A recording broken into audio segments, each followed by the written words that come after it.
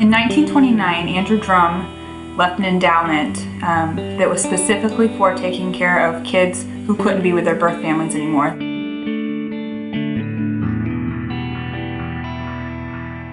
Drum's mission is to provide family-style care for children in need of a home. And part of that is to provide the highest quality care to every kid who lives here. Equally as important is for us to help children connect to some permanency in their life. Sometimes that's reunification with their biological family.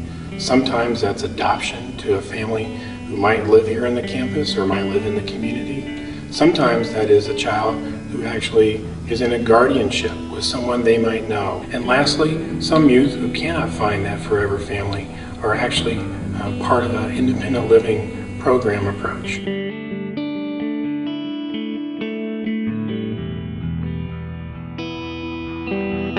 Drum is a safe and loving place to raise children. This is not only individual homes who foster children with great needs, but it is a community. Whenever kids come into foster care, the goal would be that they're able to be reunified with a parent. And we work hard to try to support that relationship whenever it's a healthy one. Whenever we think about adoption, it's really an extension of the family that they've created here at Drum, and we're able to stay in contact with these kids even after they move to what we call their forever family. They work very hard to find the right forever family for those kids. So many people have the thought that because these kids are wards of the state, that the state will take care of them. And unfortunately, there are huge gaps in the services that the state provides. I want them to grow up, knowing every day this is my home. This is where I'm going to be, even into young adulthood and beyond. I would say that Drum Farm has changed my life because I am a better person than what I was before I got here. Everyone here shows that they care about you. Everyone's like a family.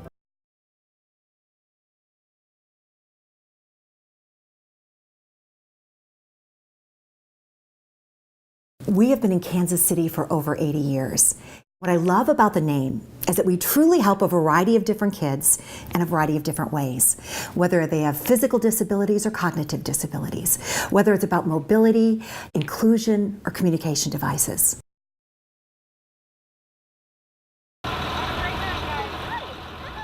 So Ryan has never had a vocabulary per se. He, the mamas, the wah-wah, that's about as far as we've gotten. He doesn't even say data, science data.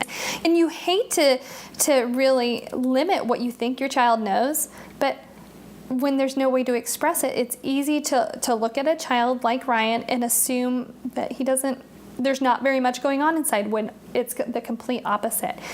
So when we found out about the iPad and the ProLoquo to Go app, we thought, hey, this might be a new way for him to communicate that not only we could understand, but other people could understand also. So we had worked with Kansas City Regional Center, and they had recommended that we reach out to Variety because they knew that Variety not only works with kids for mobility, but also for communication.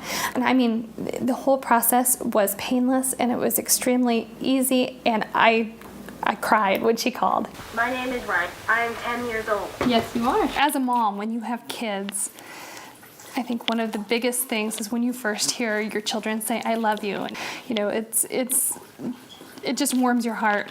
Well, my son, at almost 10 years old, finally was able to say, I love you due to the ProLoquo to Go app and the iPad that Variety provided us. And it really shows me that, you know what, he has these emotions and he has these feelings, and he just never had a way to express them before. Spell it. Say it. Ryan. Good job! If I bought an iPad for myself, that's a luxury. For him, now I can consider it a necessity. And what Variety did is opened a whole new world for my son that we would have never known existed. We think this is just the start of where he can go. We know that this is going to take him so much further, and I can't wait for him to start asking me questions. I love you. I love you. I love of you.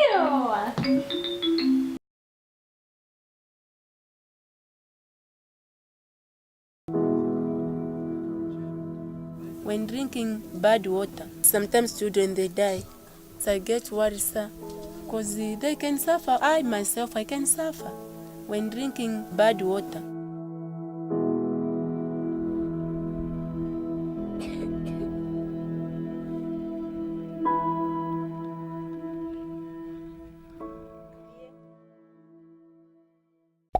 If we're going to get water to the 1.2 billion people that need it, we're going to need to do it hundreds of wells at a time, not one well at a time. And the only way I know how to do hundreds of wells at a time is to put the solution at the level of the village. And that by teaching a group to drill water wells instead of giving them a water well, gives them a job, it gives them purpose, it gives them motivation, and it gives entire regions clean water, all in the same package. We don't do charity at Water For, we do opportunity.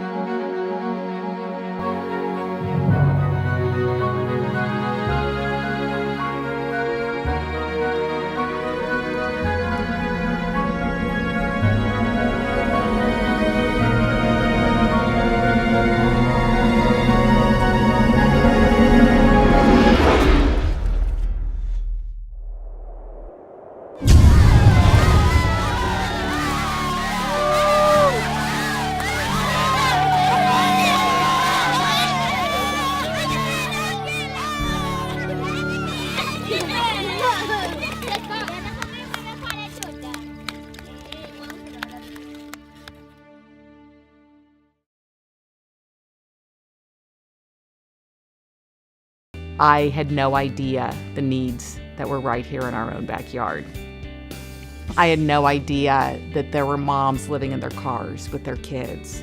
I had no idea that kids that were going to school with my kid worried about where they were going to spend the night that night until I came to Hillcrest. And to be able to offer them a service where they can get back on their feet, it changes their world. Before I came to Hillcrest, I was struggling with homelessness. I was struggling with who I was as a person. I felt very limited because I had lost my home, lost my car. Eventually, I wound up even staying a few nights in a friend of mine's storage unit. Before Hillcrest, life was blank. It was vague. I was lost. I didn't have really anywhere to go. I've been employed now for right over a year. My son, who I had not got to see very much over probably a year and a half to 2 years of being homeless because of struggling for so long, my son has since come to live with me. I have a car again, and I have a company vehicle. Life is really great. I've got a car now and my own place, and I've enrolled in MCC in college here. Just for me to be somewhere in my life where I'm paying my own bills, I'm being responsible. I've got that security and that stability in my life that I've always lacked my whole life. And now that I have that, I can only thank God. And Hillcrest, through Hillcrest, Jesus is working amazing things. I think so, yes.